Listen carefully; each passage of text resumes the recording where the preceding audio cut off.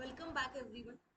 Today in this short video of Python programming, we are going to see the concept of list comprehension in Python. So till now, we have seen the normal data structures like list, sets, dictionary and all, right?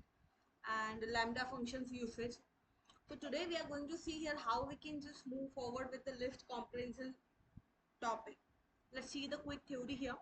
So list comprehension is a short and elegant way to create a new list from the existing list or range using just one line of code.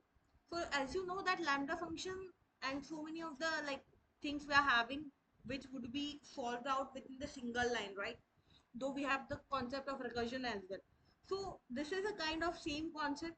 We are using out list just to create a new list, okay, from the existing list.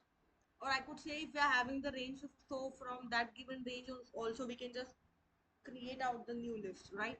So let's see the syntax here. We have the variable here, let's say new list. Okay, we can give the expression is nothing but whatever the operations to you need to perform, right, for each item in iterable. So what is iterable is nothing but whatever the range or list you are having, you can give that. Okay, if condition, this is optional, it depends on you, right? So let's just move forward with the coding part here. I need to create out here a list, okay, for the squares within the given range. I'm going to take the variable here, let's say squares, which is going to just give me the square.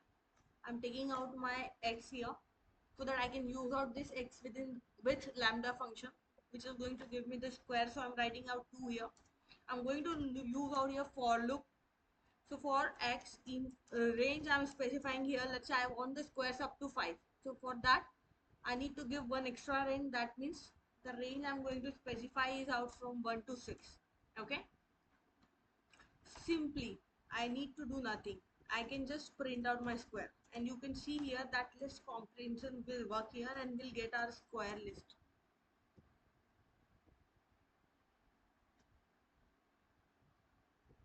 So this is the really beauty of list comprehension.